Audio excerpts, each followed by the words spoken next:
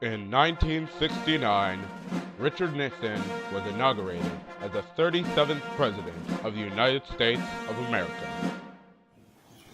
Senator Dirksen, Mr. Chief Justice, Mr. Vice President, President Johnson, Vice President Humphrey, my fellow Americans, and my fellow citizens of the world community, I ask you to share with me today the majesty of this moment. In the orderly transfer of power, we celebrate the unity that keeps us free. Each moment in history is a fleeting time, precious and unique. But some stand out as moments of beginning, in which courses are set that shape decades or centuries. This can be such a moment. During his first term, Nixon achieved many things. He oversaw the Apollo 11 mission, and he helped pass the EPA bill. He was the first president to visit China after it became a country, and he signed the Anti-Ballistic Missile Treaty. Yes, President Nixon was a kind-hearted and open president. He loved the United States in all its glory and all of its people. Everybody loved him. I love America. America's my favorite. You're an American. Hello, sir. It's good to meet you. Serve your country. Don't mention it. Have a good day, sir. Yet while his first term seemed filled with positives, his second term was very different. Now we all know why we're gathered here today. This is not just a president we're talking about. This is our country. You heard him. Nixon expects to win by a landslide. We cannot afford to lose any more to those Democrats and their silly ideas. It's not enough to anticipate their probable actions. We have to get into their headquarters. And how are you supposed to do that? Well, I think Mr. Liddy can tell you all about it. So all we'll do is get the plumbers to sneak into the Watergate complex on June 17th. Their job, tap the rooms and phones of key offices of the DNC headquarters. If we succeed, then we'll have an incredible advantage over the Democratic Party. Isn't that a bit shady? Our job here is to get Nixon reelected at all costs. If it means that we have to gain information through controversial means, then that's what we'll have to do. Any questions? No? Good. Then we'll meet again before the mission.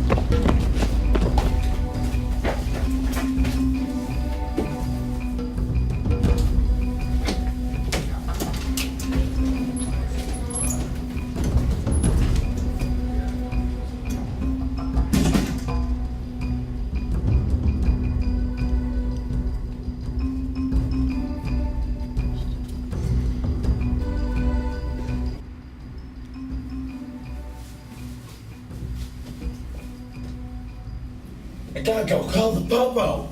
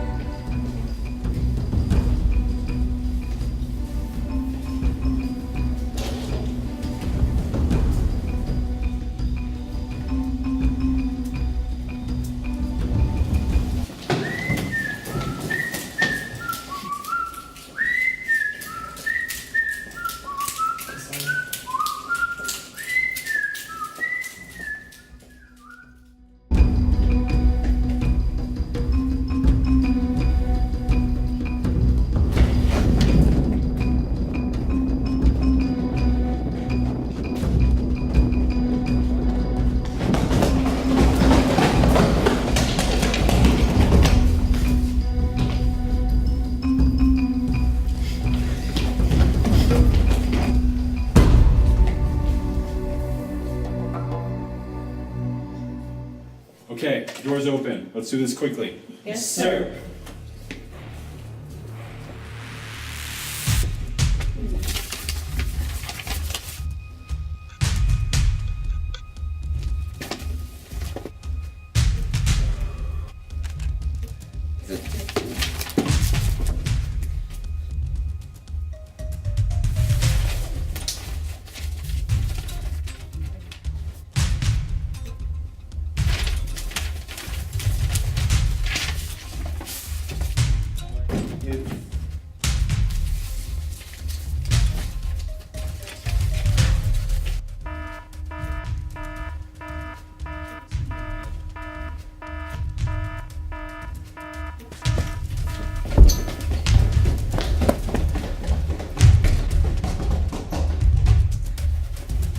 Hands up.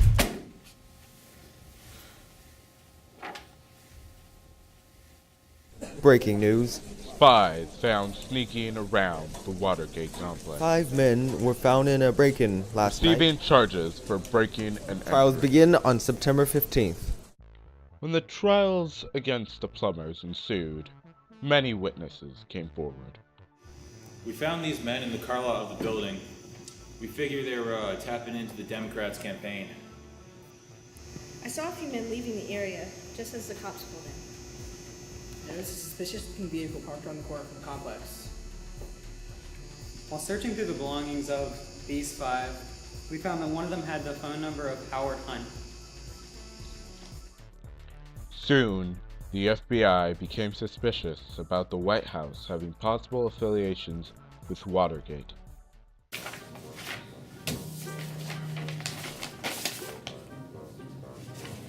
Guys, look at this. Seems as if there's more to this case than meets the eye. Why would the president want the CIA to stop us unless he was trying to hide something? You don't really believe in this national security risk business, do you? We've got to tell Chief.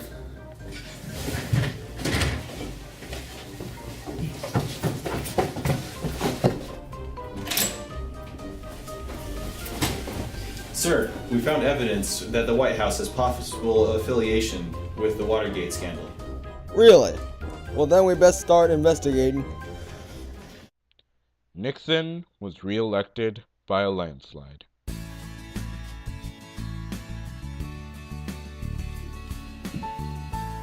This event represented a landmark of sorts on the American political scene. Richard Nixon has been a rather controversial part of that scene for 26 years, and he expects to be around for 4 more years. But this was his last appearance as a candidate for public office, and someday there may be a plaque here at this school to commemorate the occasion. Richard Valeriani, NBC News, with the President in California. The election was a success. However, the plumbers started to open up. Come in. Hi, Mr. President. Hello. Tell me, Mr. President, have you heard about the recent Watergate affair? Yes, I have. The break-in at DNC headquarters? Yes. Have you also heard that some suspect that the White House was involved in the burglary? Until last month, I had not. I saw Mr. Hunt and Mr. Liddy's names on the front page of the Washington Post.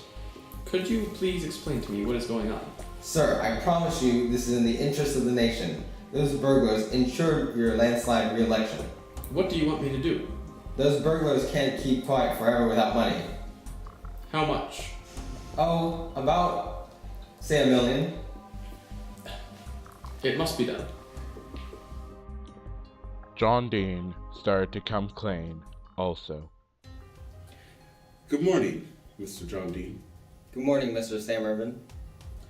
Now, no doubt, you've seen my televised investigation on television, but don't feel pressured. Please, enlighten me on the subject of the planning, the execution, and cover-up of the Watergate affair. Look, one of the burglars already said that he perjured, so I might as well tell the whole story. Go right ahead. It all started because of those pesky leaks in the Pentagon. And Ehrlichman and Haldeman, don't forget about them. Nixon knew about this long ago, even though he claims ignorance. He orchestrated the cover-up. I must have talked with him at least 35 times about the cover-ups. Whoa. You can stop there. We've talked for hours now. The nation must know about this. Soon, it was found out that Nixon had recorded his talks with government officials. Hey, Mr. President. Hello, Mr. Cox. You know about that guy that said you recorded everything about Watergate? Yes, that pesky Alexander Butterfield. Yeah, him. Is it true that you tape recorded all your conversations? That's a good question. I'm issuing a subpoena for your tapes. I am afraid the tapes are a confidential matter and cannot be disclosed or distributed outside the White House. Furthermore, I am the president and it is my executive privilege to withhold them. Drop your subpoena. I refuse. No means no, and you're fired. Not so fast. You can't fire me. Really? Watch Wait, me. no, you don't, Nixon. Nixon, getting nervous, tried to get the investigation away from him.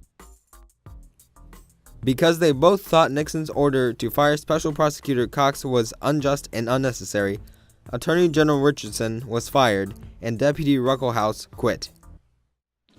Finally, Nixon released the transcripts of his recordings.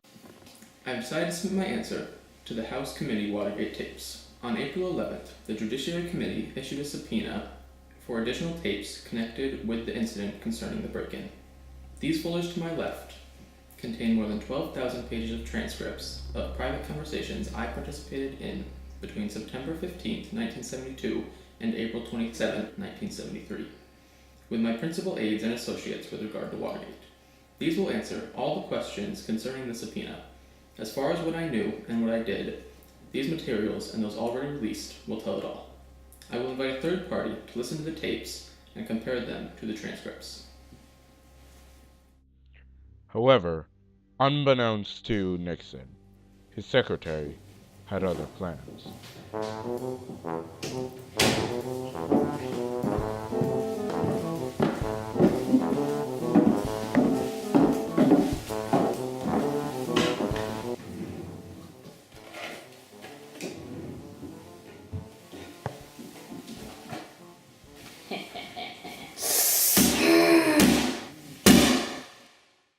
Nixon's excuse of executive privilege was denied. President Nixon, the jury has made the decision that you may not withhold the tapes from the House Judiciary Committee.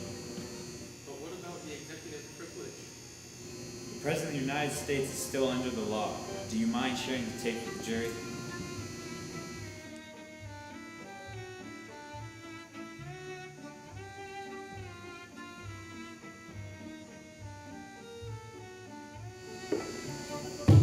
Minute recess. Court will continue at 3:30.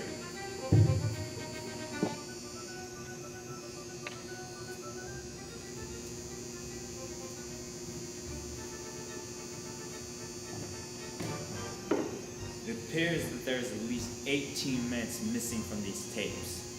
Would you care to tell us where they are?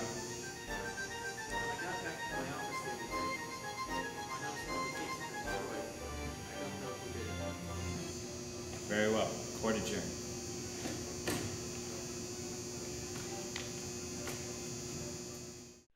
On the 9th of August, 1974, Nixon resigned for covering up affiliations with the Watergate Scandal. Good evening. This is the 37th time I've spoken to you from this office, where so many decisions have been made that shape the history of this nation.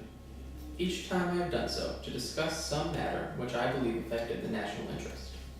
In all decisions I have made in my public life, I have always tried to do what was best for the nation.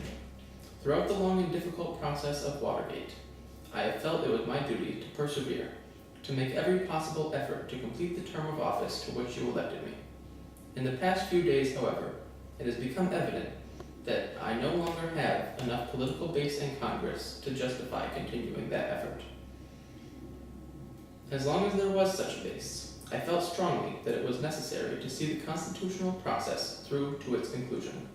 that to do otherwise would be unfaithful to the spirit of that deliberately difficult process and a dangerously destabilizing precedent for the future. But with the disappearance of that base, I now believe that the constitutional purpose has been served, and there is no longer a need for the process to be prolonged. Therefore, I shall resign the presidency effective at noon tomorrow. Vice President Ford will be sworn in as president at that hour in this office. Once in office, President Ford pardoned Nixon's criminal activity, thereby breaking ties between the Watergate Scandal and the executive office.